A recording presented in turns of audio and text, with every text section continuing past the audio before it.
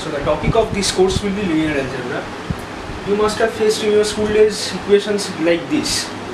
Two equations in two variables x and y, and you are asked to find the x, y from the set of all real numbers that satisfy both these equations.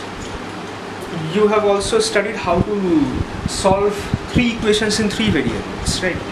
But what if we generalize this concept? What if you are asked to solve, say, four equations in four variables?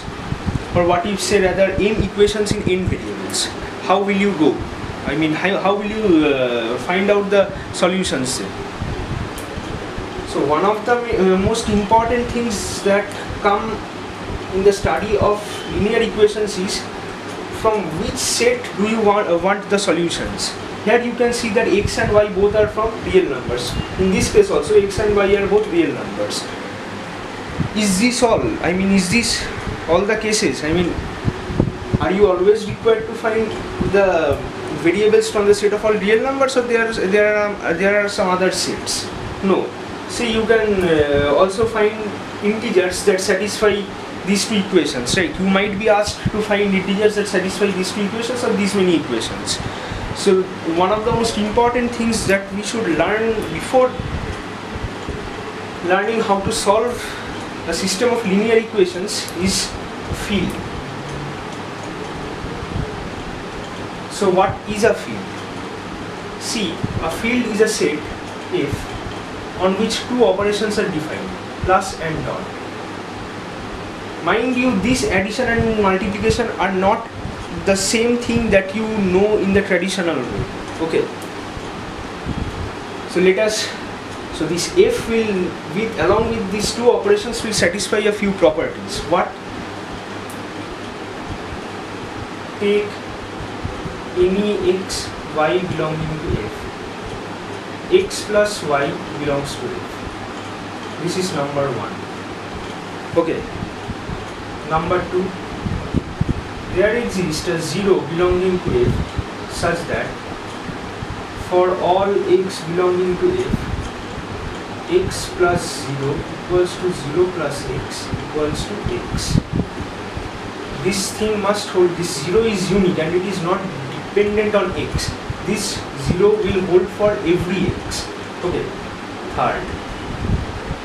Third,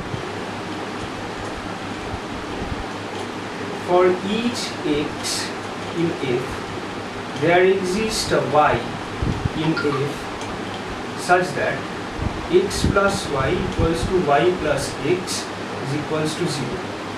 We call this y the additive inverse of x. So you can denote it by minus y. Y is denoted by minus x. Okay. Associativity holds, that is x plus y plus z is equals to x plus y plus. Okay. Now these were the rules that F should satisfy with respect to addition. Now what about multiplication? For every x and y,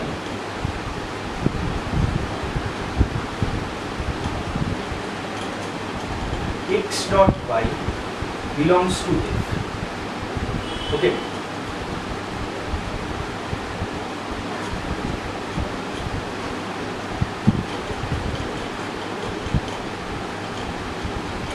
There exists a unique identity.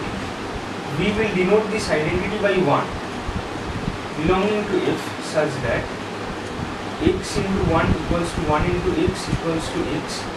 For all x belonging to F, x not equals to, for all f belonging to x. Okay.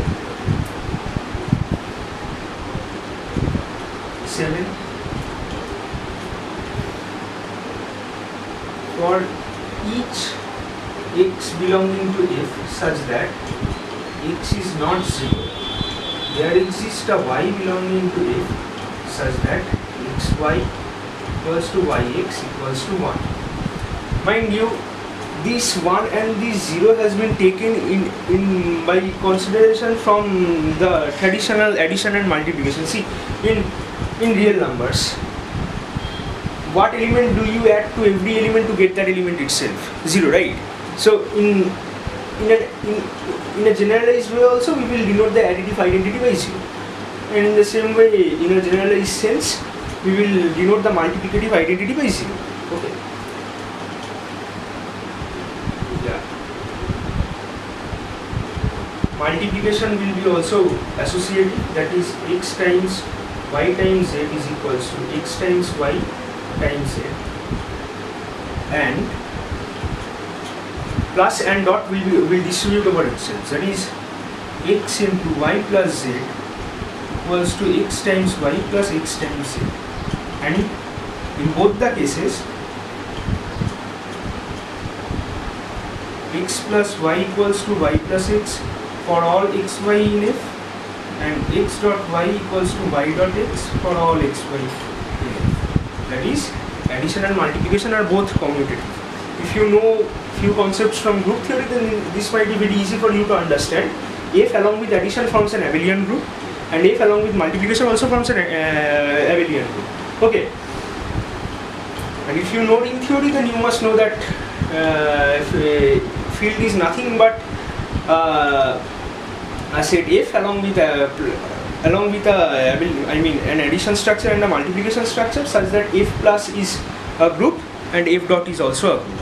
Okay, and other F start dot is also a group. Okay. So a few examples of a field will be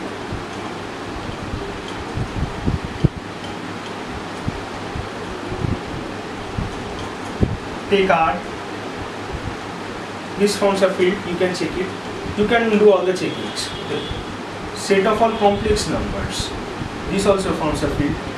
Set of all rational numbers, this also forms a field. But see, Z along with addition and multiplication doesn't form a field, because 2 belongs to Z, but 1 by 2 does not belongs to Z. Okay, so here condition 6 is violated. Have I written about the inverse? No. Yeah, condition 7 is violated. Okay. So yeah, here are a few examples of a field.